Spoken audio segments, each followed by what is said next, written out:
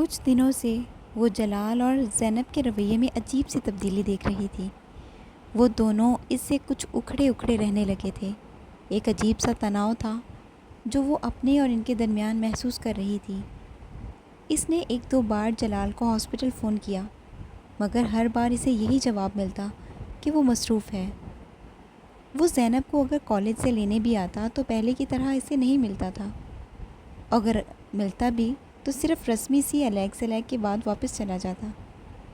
وہ شروع میں اس تبدیلی کو اپنا وہم سمجھتی رہی، مگر پھر زیادہ پریشان ہونے پر وہ ایک دن جلال کے ہاسپٹل چلی آئی۔ جلال کا رویہ بے حد سرد تھا۔ امامہ کو دیکھ کر اس کے چہرے پر مسکراہٹ تک نہیں آئی۔ کافی دن ہو گئے تھے ہمیں ملے ہوئے، اس لیے میں خود چلی آئی، امامہ نے اپنے سارے اندیشوں کو جھٹکنے کی کوشش کرتے ہوئے کہا۔ میری تو شفٹ شروع ہو رہی ہے، امامہ نے حیرانگی سے اسے دیکھا۔ زینب بتا رہی تھی کہ اس وقت آپ کی شفٹ ختم ہوتی ہے، میں اسی لیے اس وقت آئی ہوں۔ وہ ایک لمحے کے لیے خاموش رہا، پھر اس نے کہا، ہاں صحیح ہے، مگر آج میری کوئی اور مصروفیت ہے۔ وہ اس کا منہ دیکھ کر رہ گئی۔ جلال، آپ کسی وجہ سے مجھ سے ناراض ہیں؟ ایک لمحے کے توقف کے بعد اس نے کہا، نہیں، میں کسی سے ناراض نہیں ہوں۔ جلال نے اسی رکھائی سے کہا، کیا آپ 10 منٹ باہر آ کر میری بات سن سکتے ہیں؟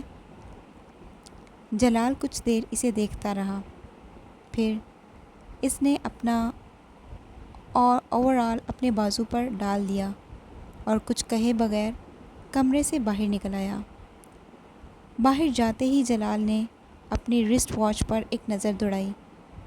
یہ شاید اس کے لیے بات شروع کرنے کا اشارہ تھا۔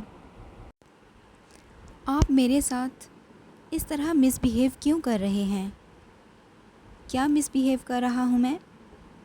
جلال نے اکھڑے ہوئے انداز میں کہا، آپ بہت دنوں سے مجھے اگنور کر رہے ہیں۔ ہاں، کر رہا ہوں۔ امامہ کو توقع نہیں تھی کہ وہ اتنی صفائی سے اس بات کا اعتراف کر لے گا، کیونکہ میں تم سے ملنا نہیں چاہتا۔ وہ کچھ لمحوں کے لیے کچھ نہیں بول سکی۔ کیوں؟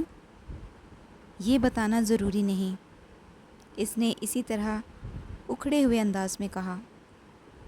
میں جاننا چاہتی ہوں کہ آپ کا رویہ یکدم کیوں تبدیل ہو گیا ہے؟ کوئی نہ کوئی وجہ تو ہوگی اس کی۔ امامہ نے کہا، ہاں وجہ ہے، مگر میں تمہیں بتانا ضروری نہیں سمجھتا، بالکل اسی طرح جس طرح تم بہت سی باتیں مجھے بتانا ضروری نہیں سمجھتی۔ وہ اس کا منہ دیکھنے لگی۔ میں نے کون سی باتیں آپ کو نہیں بتائیں؟ یہ کہ تم مسلمان نہیں ہو، جلال نے بڑے تلخ لہجے میں کہا۔ امامہ سانس تک نہیں لے سکی۔ کیا تم نے یہ بات مجھ سے چھپائی نہیں؟ جلال، میں بتانا چاہتی تھی، امامہ نے شکست خوردہ انداز میں کہا۔ چاہتی تھی، مگر تم نے بتایا تو نہیں، دھوکہ دینے کی کوشش کی تم نے۔ جلال، میں نے آپ کو دھوکہ دینے کی کوشش نہیں کی۔ امامہ نے جیسے احتجاج کیا، میں آپ کو کیوں دھوکہ دوں گی؟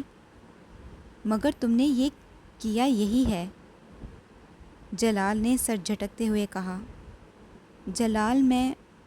جلال نے اس کی بات کاٹ دی۔ تم نے جان بوجھ کر مجھے ٹریپ کیا۔ امامہ کی آنکھوں میں آنسو آ گئے۔ ٹریپ کیا؟ اس نے زیر لب جلال کے لفظوں کو دہرایا۔ تم جانتی تھی کہ میں اپنے پیغمبر اسلام سے عشق کرتا ہوں۔ وہ شکست خوردہ انداز میں اسے دیکھتی رہی۔ شادی تو دور کی بات ہے، اب جب میں تمہارے بارے میں سب کچھ جان گیا ہوں تو میں تم سے کوئی تعلق رکھنا ہی نہیں چاہتا۔ تم دوبارہ مجھ سے ملنے کی کوشش مت کرنا، جلال نے دو ٹوک انداز میں کہا۔ جلال، میں اسلام قبول کر چکی ہوں، امامہ نے مدھم آواز میں کہا۔ اوہ کم آن، جلال نے تحقیر آمیز لہجے میں اپنا ہاتھ جھٹکا۔ یہاں کھڑے کھڑے تم نے میرے لیے اسلام قبول کر لیا؟ اس بار وہ مذاق اڑانے والے انداز میں ہنسا۔ جلال، میں آپ کے لیے مسلم نہیں ہوئی، آپ میرے لیے ایک ذریعہ ضرور بنے ہیں۔ مجھے کئی ماہ ہو گئے ہیں اسلام قبول کیے ہوئے، اور اگر آپ کو میری بات پر یقین نہیں ہے تو میں آپ کو ثبوت دے سکتی ہوں۔ آپ میرے ساتھ چلیں۔ اس بار جلال کچھ الجھے ہوئے انداز میں اسے دیکھنے لگا۔ میں مانتی ہوں میں نے آپ کی طرف پیش قدمی خود کی، آپ کے بقول میں نے آپ کو ٹریپ کیا۔ میں نے ٹریپ نہیں کیا، میں صرف بے بس تھی۔ آپ کے معاملے میں مجھے خود پر قابو نہیں رہتا تھا، آپ کی آواز کی وجہ سے۔ آپ جانتے ہیں، میں نے آپ کو بتایا تھا، میں نے پہلی بار آپ کو نعت پڑھتے سنا تو میں نے کیا محسوس کیا تھا۔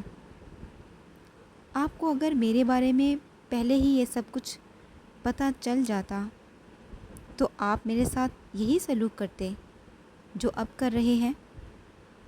مجھے صرف اس بات کا اندیشہ تھا جس کی وجہ سے میں نے آپ سے بہت کچھ چھپائے رکھا۔ بعض باتوں میں انسان کو اپنے اوپر اختیار نہیں ہوتا۔ مجھے بھی آپ کے معاملے میں خود پر کوئی اختیار نہیں تھا۔ اس نے رنجیدگی سے کہا۔ تمہارے گھر والوں کو اس بات کا پتہ ہے؟ نہیں، میں انہیں نہیں بتا سکتی، میری منگنی ہو چکی ہے۔ میں نے آپ کو اس بارے میں بھی نہیں بتایا۔ وہ ایک لمحے کے لیے رکی۔ مگر میں وہاں شادی نہیں کرنا چاہتی، میں آپ سے شادی کرنا چاہتی ہوں۔ میں صرف اپنی تعلیم مکمل ہونے کا انتظار کر رہی ہوں، تب میں اپنے پیروں پر کھڑی ہو جاؤں گی اور پھر میں آپ سے شادی کروں گی۔ 4-5 سال بعد جب میں ڈاکٹر بن جاؤں گی تو شاید میرے پیرنٹس آپ سے میری شادی پر اس طرح اعتراض نہ کریں جس طرح وہ اب کریں گے۔ اگر مجھے یہ خوف نہ ہو کہ وہ میری تعلیم ختم کروا کر میری شادی اسجد سے کروا دیں گے تو شاید میں انہیں ابھی اس بات کے بارے میں بتا دیتی کہ میں اسلام قبول کر چکی ہوں، مگر میں ابھی پوری طرح ان پر ڈیپینڈنٹ ہوں، میرے ہاتھ بندھے ہوئے ہیں۔ آپ وہ واحد راستہ تھے جو مجھے نظر آیا۔ مجھے واقعی ہی آپ سے محبت ہے۔ پھر میں آپ کو شادی کی پیشکش نہ کرتی تو اور کیا کرتی؟ آپ اس صورتحال کا اندازہ نہیں کر سکتے جس کا سامنا میں کر رہی ہوں۔ میری جگہ پر ہوتے تو آپ کو اندازہ ہوتا کہ میں جھوٹ بولنے کے لیے کتنی مجبور ہو گئی تھی۔ جلال کچھ کہے بغیر پاس موجود لکڑی کے بینچ پر بیٹھ گیا۔ وہ اب پریشان نظر آ رہا تھا۔ امامہ نے اپنی آنکھیں پونچھ لیں۔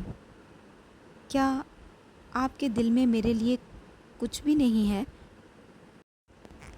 صرف اس لیے میرے ساتھ انوالو ہیں کہ میں آپ سے محبت کرتی ہوں؟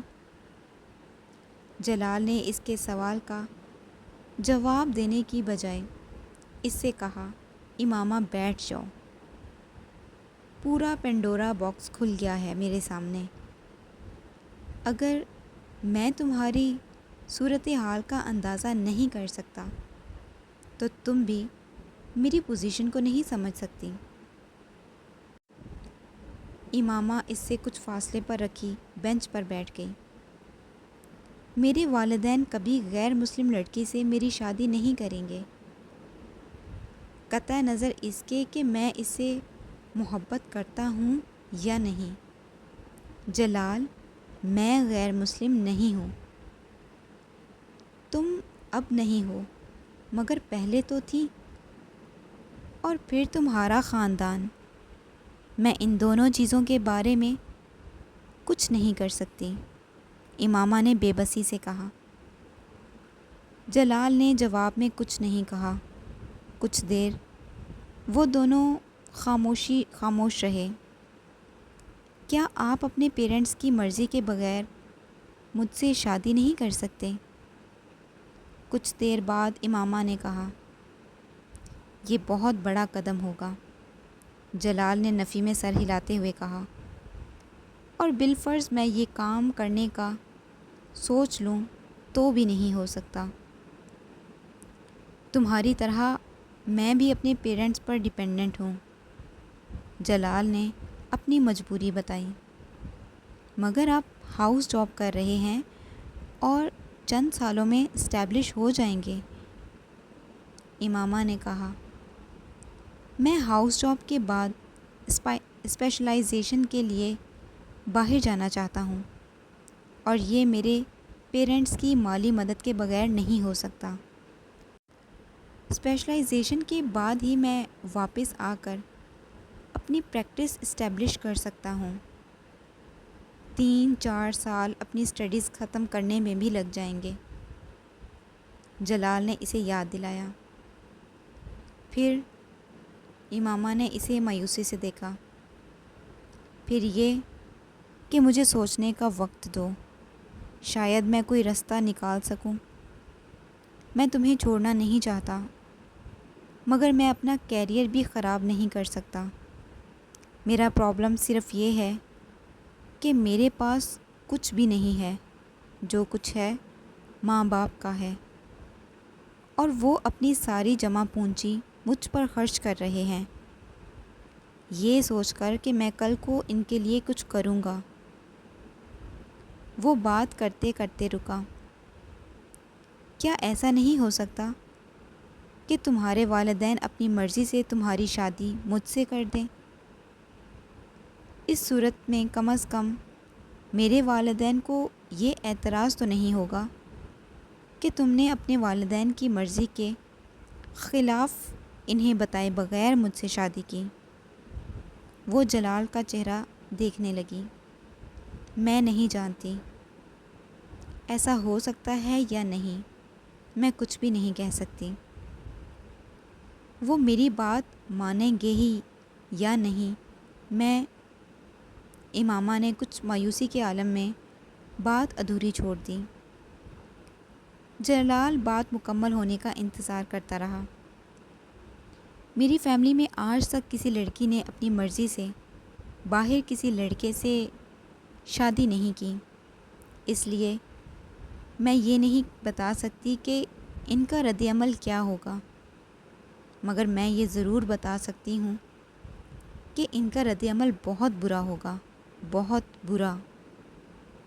وہ مجھ سے بہت محبت کرتے ہیں، لیکن مجھے یہ اجازت نہیں دے سکتے کہ میں اتنا بڑا قدم اٹھاؤں۔ آپ کو اندازہ ہونا چاہیے کہ میرے بابا کو کتنی شرمندگی اور بے عزتی کا سامنا کرنا پڑے گا۔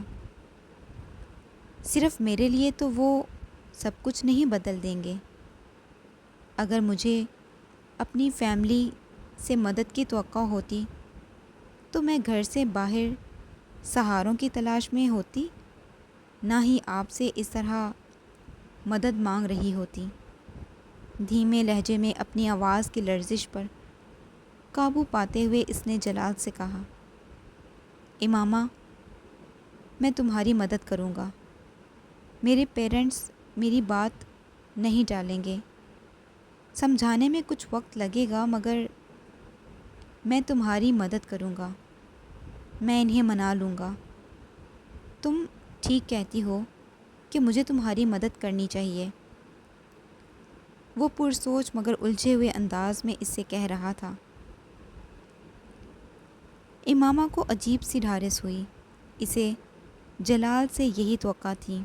امامہ نے سوچا، میرا انتخاب غلط ہو ہی نہیں سکتا۔